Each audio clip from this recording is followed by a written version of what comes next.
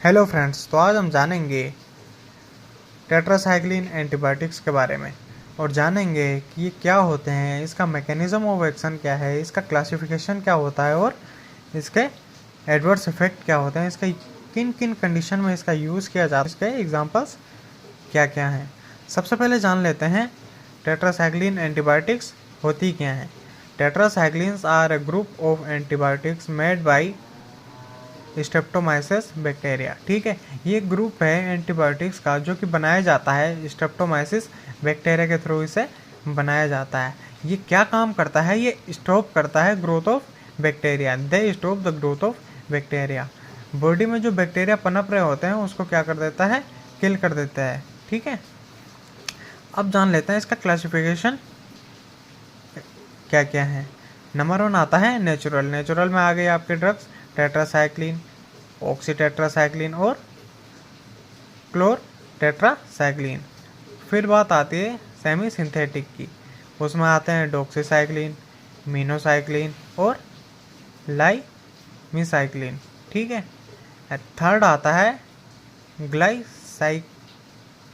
ठीक है, उसमें आता है टाइग्लाइसाइक्लिन। ठीक है, अब बात आती है इसके मैकेनिज्म ऑफ एक्शन की। ठीक है, ये ऊपर आप देख सकते हो, ये इसका स्ट्रक्चर है। ठीक है, इसमें 4 रिंग्स कंटेन करता है ये। ठीक है, अब इसका देख लेते हैं मैकेनिज्म ऑफ एक्शन क्या है, यानी कि कैसे काम करता है। Tetracyclines reversibly bind to 30S ribosomal subunit. ठीक है, टेट्रासाइक्लिन एंटीबायोटिक जो हैं, ये ड्रग्स जो हैं, ये क्या करती हैं, बाइंड करती हैं किसके साथ, 30S राइबोसोमल सब यूनिट के साथ। ठीक है, 30S राइबोसोमल सब यूनिट क्या होती हैं, ये राइबोसोम्स के अंदर क्या होती है, एक प्रोटीन की फैक्ट्री होती है जो बैक्टीरिया को क्या करती है, बैक्टीरिया का प्रोटीन बनाती हैं। ठीक है, तो टेट्रासाइक्लिन एंटीबायोटिक क्या करती है, उसे ही बाइंड कर देती हैं, जिससे क्या होता है, they block the attachment of aminoacyl tRNA. ठीक है, aminoacyl tRNA to the mRNA ribosome complex.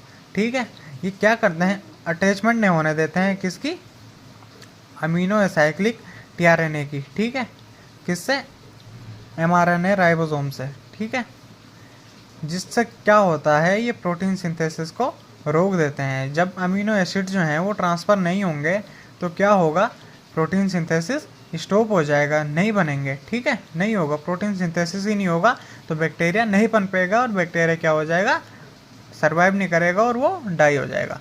ठीक है, ये फ्लो चार्ट में देख सकते हो आप इसका मैकेनिज्म ऑफ एक्शन। टेट्रासाइक्लिन जो है ये 30S राइबोसोमल सब यूनिट के साथ बाइंड कर रहा है यहाँ पे। ठीक है, फिर क्या हो रहा है, इसकी अटैचमेंट जो है यहाँ पे टीआरएनए से रुक रही है। ठीक है, no attachment of aminoacyl tRNA. ठीक है, जिसके इफेक्ट में क्या हो रहा है, स्टॉप हो रहा है प्रोटीन सिंथेसिस। ठीक है, प्रोटीन का सिंथेसिस नहीं हो पा रहा है, जिसे हम कह सकते हैं बैक्टीरियोस्टैटिक। अब बात आती है इसके स्पेक्ट्रम ऑफ एक्टिविटी, किसके अगेंस्ट ये काम करता है और किसके लिए ये काम करता है। ठीक है, ये काम करता है gram positive cocci except pseudomonas. ठीक है, ये ग्राम पॉजिटिव कोक्सी के अगेंस्ट काम करता है। ये क्या है, सब बैक्टीरिया हैं। ठीक है, और ग्राम नेगेटिव बेसिली के अगेंस्ट काम करता है। थर्ड हमारा आता है एटिपिकल ऑर्गेनिजम्स, जैसे कि हो गया क्लेमाइडिया हो गया, माइकोप्लाज्मा हो गया और रिकेटेशिया जैसी कंडीशन हो गया, इसमें काम करता है। और सम प्रोटोजोआ में भी इसे देखा जाता है, जैसे कि स्पायरोकेटस। ठीक है, इन कंडीशंस में इनके खिलाफ ये क्या करता है, अगेंस्ट काम करता है। अब बात आती है इसके यूजेस की। भाई क्या क्या यूजेस हैं जिसमें इसका यूज़ किया जाता है, क्या क्या बीमारियां हैं, क्या क्या कंडीशन है जिनमें इसका यूज़ किया जाता है। पहले नंबर पर आता है रेस्पिरेटरी ट्रैक्ट इन्फेक्शन, यानी कि जो भी रेस्पिरेशन का इन्फेक्शन होगा, रेस्पिरेटरी ट्रैक्ट का इन्फेक्शन होगा, उस कंडीशन में इन ड्रग्स को लिया जाता है। ठीक है, नंबर 2 आता है रिकेटेशियल इन्फेक्शन। ठीक है, रिकेटेशियल इन्फेक्शन में इसको लिया जाता है। एक्ने वल्गरिस, एक्ने यानी जो फेस पे पिंपल हो जाते हैं, दाने हो जाते हैं, उसे हम एक्ने बोलते हैं। 4th आता है क्लेमाइडियल इन्फेक्शंस। ठीक है, इसमें इसका यूज़ किया जाता है। 5th आता है कोलेरा में इसका यूज़ किया जाता है।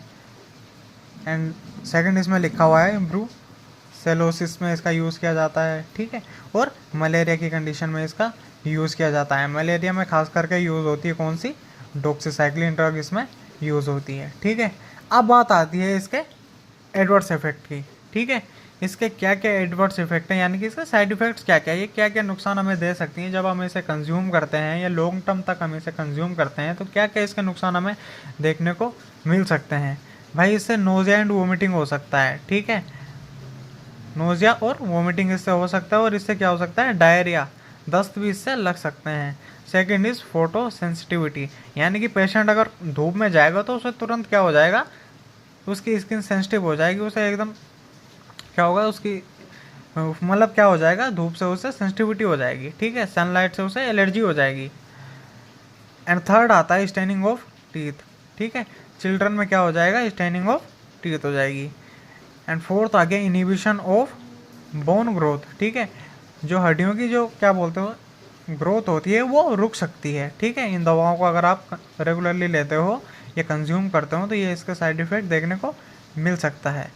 एंड फिर आता है हमारा हेपाटोटॉक्सिसिटी, ठीक है, अगर हाई डोज आप इसकी लेते हो तो क्या होता है, हेपाटोटॉक्सिसिटी इसमें देखने को मिल सकती है। एंड लास्ट वन आता है सुपर इन्फेक्शन, सुपर इन्फेक्शन इससे हो सकता है, ठीक है। अब बात करते हैं इसके एग्जांपल्स क्या क्या हैं। इतना तो हमने पढ़ लिया, लेकिन इसके अंदर कौन कौन सी दवाएं आती हैं टेट्रासाइक्लिन एंटीबायोटिक्स के अंदर जो हम कंज्यूम करते हैं, जिनके बारे में हमें ध्यान रखना है कि हमें क्या क्या कंडीशंस इसके साइड इफ़ेक्ट्स में हो सकती हैं, ठीक है। नंबर 1 पे आती है टेट्रासाइक्लिन, ठीक है, जो कि 250 से 500 mg में आती है, ठीक है। फिर आती है ऑक्सीटेट्रासाइक्लिन जो कि 250 से 500 mg में ये भी आती है, ठीक है। फिर आती है डॉक्सीसाइक्लिन, ठीक है, डॉक्सीसाइक्लिन आती है 100 mg में, जो कि बीडी ली जाती है, यानी कि बीडी यानी कि 2 टाइम्स अ डे, ठीक है, यानी दिन में 2 बार लेनी होती है ये दवा खाने के बाद। मीनोसाइक्लिन हो गया 100 mg, एंड टाइजीसाइक्लिन हो गया कितने 50 mg में भी आता है, जो कि आईवी लगता है, ठीक है, और 100 mg में भी आता है, ठीक है। अब इसका देख लीजिए इसमें किन कंडीशन में हमें इसे अवॉइड करना है, ठीक है।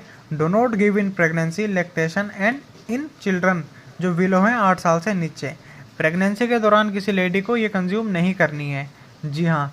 और लैक्टेशन, अगर कोई लेडी अगर अपने बच्चे को दूध पिला रही है तो वो भी इन मेडिसिन को कंज्यूम नहीं करेगी, ठीक है। और 8 साल से नीचे जितने भी बच्चे हैं वो भी इन दवाओं को कंज्यूम नहीं करेंगे, ठीक है। तो ये हो गया हमारा टेट्रासाइक्लिन एंटीबायोटिक्स की पूरी जानकारी हमने इस वीडियो में आपको बता दी। फ्रेंड्स, अगर आपको वीडियो अच्छी लगे तो आप हमारे चैनल को सब्सक्राइब कीजिए और वीडियो को लाइक कीजिए और कमेंट कीजिए।